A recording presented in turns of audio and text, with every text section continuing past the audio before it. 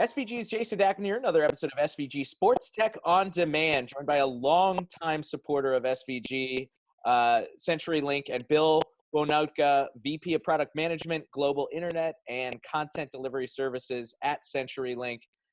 Bill, we really appreciate you taking the time. Thank you so much. First and foremost, everybody healthy and safe in your family and on your team. Jason, it's great to see you. Thanks. Yeah, everybody is doing okay at home, and I think we're all adjusting to the situation pretty well over here. Great, good to hear.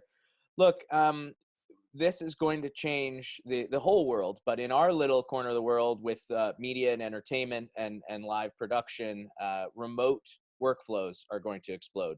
They were already on the way up in terms of at-home production, but this obviously is going to accelerate them exponentially as the new live production is going to have a lot more people off-site, a lot smaller footprint on-site in order to abide by social distancing guidelines. So the question becomes, what does that mean for CenturyLink? What does that mean for connectivity? What does that mean for data needs? So give us a little bit of what you guys are projecting as we get to the other side of this thing and get back to some sense of normalcy when it comes to sports production and sports event delivery. Well, the impact on our customers has just been absolutely crushing. I mean, we look at the situation with live sports, and it's really, the technology that we think needs to be employed is going to have to change pretty radically. As you said, a lot of those trends were already sort of occurring and starting to occur, but this accelerates a whole bunch of things. And we see three big drivers that we're planning for and starting to adapt our product line, because we do think that these changes become permanent and become accelerated due to the situation. Really, the three areas are, internet-enabled workflows for traditional broadcast video workflows. So we're going to have to open up a lot more endpoints and be in a position to ensure that IP becomes the transport of choice for all production video workflows. That was happening before. We're absolutely banking on that accelerating and taking steps in our roadmap to create more flexibility there. The second, we believe, is that compute is going to need to be in more places for supporting workflows and production workflows. So edge computing was an initiative that we were already driving to with the product launch targeted for the fourth quarter. And we're starting to see a number of customers coming forward to consume that both in production and for delivery of experiences, as the delivery of experiences is changing. And then lastly, we're seeing a lot of customer innovation in the side of consumption tools and a real desire to differentiate that user experience at home. Now, if we're going to take 200,000 people out of a stadium and we're going to sit them in their living rooms, the experience needs to continue to evolve, and we're seeing an awful lot of innovation there with a number of our key customers that are trying to move into position in this space. Very cool. So let's hit those off one by one, all three of them. Let's start with enabling broadcast workflows via internet connectivity and IP.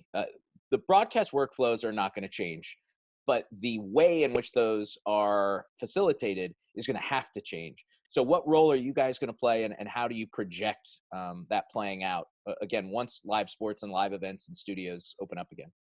Well, our view has been that the RIS type protocols, SRT, the Zixi product offering, that those have been ready for prime time for a long time. I think there's been a reluctance to adopt the internet-based, I say workflow, but let's call it traffic flow, an internet-based traffic flow, where now you have to accommodate lots and lots of endpoints. We're not going to have at-home productions done in the studio. We're going to have at-home productions done at home, and that's kind of our point of view. And therefore, the use of those protocols will accelerate. We think they've been ready for prime time for a long time, but this is that catalyst that I think gets things moving even faster down that path. And it really comes down to having talent in places where they're safe. It comes down to having production teams in locations where they're safe. And so you start to net that out, and you see quite a few endpoints that have to be reached and have to be enabled for real-time production. Yeah, absolutely. On your second point, the need to increase compute availability and really rely more on the edge, allow compute to be closer to venues and things like that. That's a must, right? Moving forward, it's probably going to have to be an immediate must as these new workflows get developed, right?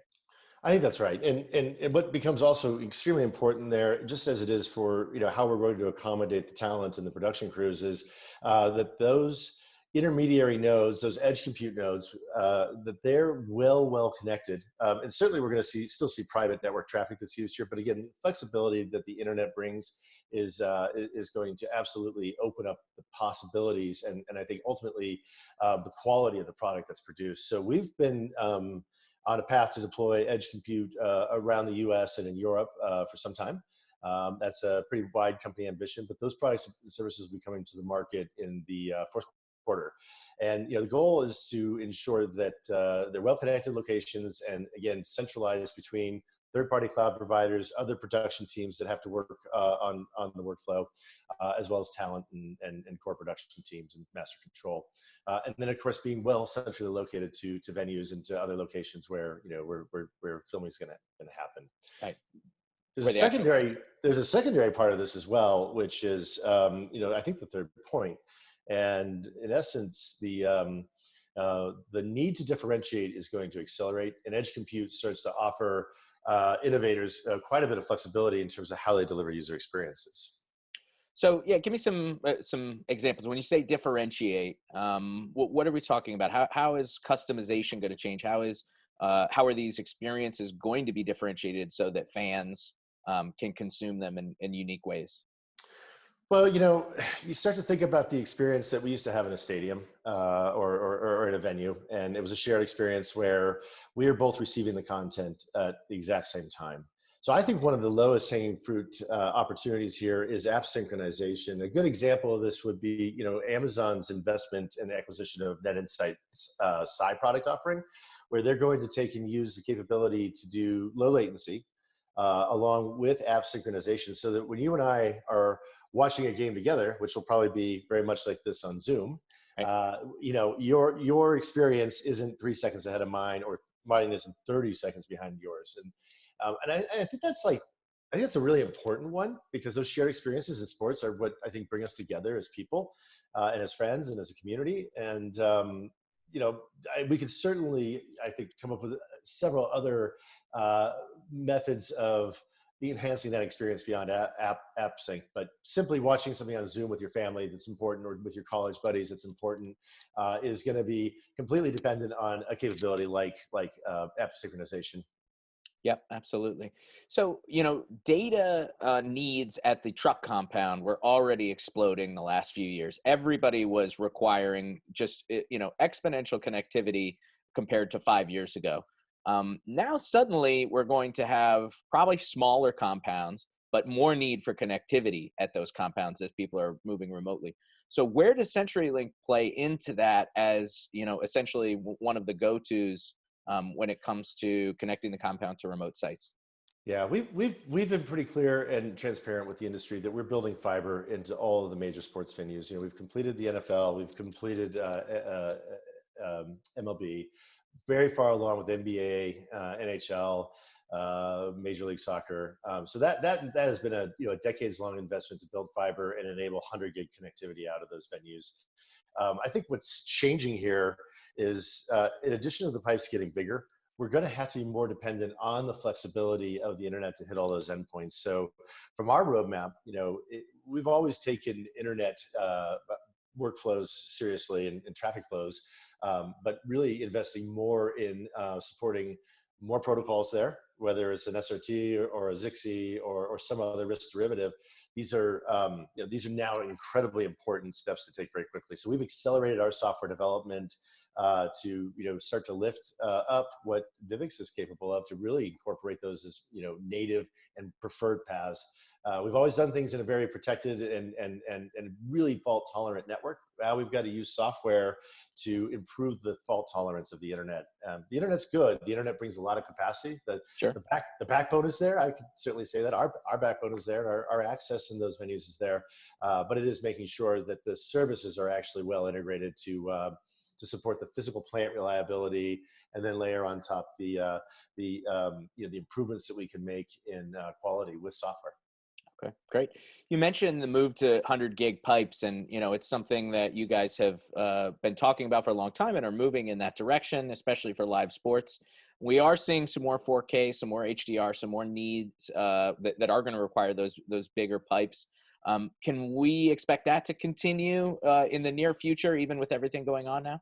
Yeah, the big lift on 100 gig is getting the fiber in there, carting out the wavelengths and carting out the network systems. That is a fairly routine process and fairly very low capital intensity, frankly. We are looking for someone to come along and say, I need it here and I need it now. And I think we're prepared to help those customers that are ready to step up with that kind of a need to make this change up very quickly. So I think it's fair to say we are looking for ways that we can help customers, manage through this transition in their business, and it's going to be rocky. Uh, the good news again is that we've been planning for this for a long time, and the infrastructure is there. I encourage anyone to reach out to me directly that has a 100 gig need in any pro venue in the U.S. We'd be happy to get that done quickly for you. Okay, great. Bill, I want to go back to the acceleration of at-home production because, look, it was already the biggest trend in the live sports broadcast technology business, and that's even going to be more so true. What about when users may not be comfortable? There was already a little hesitance in terms of moving to these types of things. Everybody likes to be in a truck with a switcher in front of them and know that they have a pipe that's very reliable that's going to, Yeah. deliver it out. How can you work with customers to try to make them a little bit more comfortable and make sure that the confidence is there as they are now forced to move to some of these workflows rather than it being optional? Well, it still feels like production is going to have a heavy on-premise premises requirement, and my hats off to the people who are going to go out there and take that part of the job on. I still think that the risk of being even around 100 people right now is something we can't quantify, and it's very scary. But we will actually always have people on site to be there and support customers through that process, whether we're working with a production team or working directly with an in-house team. Our goal will be to continue to use our assets, our trailers, and our network experts to be on the spot to ensure, if there's a fiber cut in the venue, if there's a need to bring fiber somewhere else in the venue, that there's someone there to really handle those tactical issues that people rely on us for. The very physical managed service that we provide isn't going away. We're still going to be sending people to venues, and I think sharing in that risk and sharing in that opportunity, honestly, to start to transform this business into what it's going to be next. Excellent. Well, look, we're talking about tomorrow, but there's challenging times right now. There's no question about that.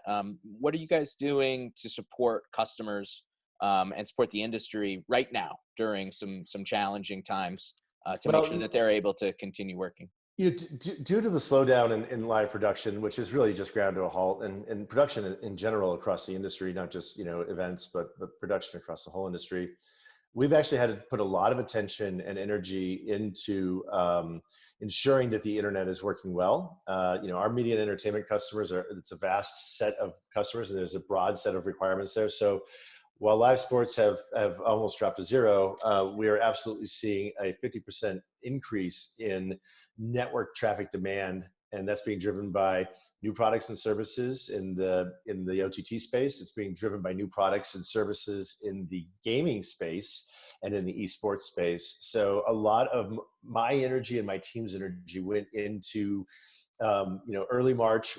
We were already starting to put more capital in flight and ensure that the headroom is there to handle that traffic uplift, which again is, I'd characterize it as about a 50%, day over day billable traffic increase. Wow. And that has required us to put a lot of capital in flight and ensure that our supply chains were tight through this process.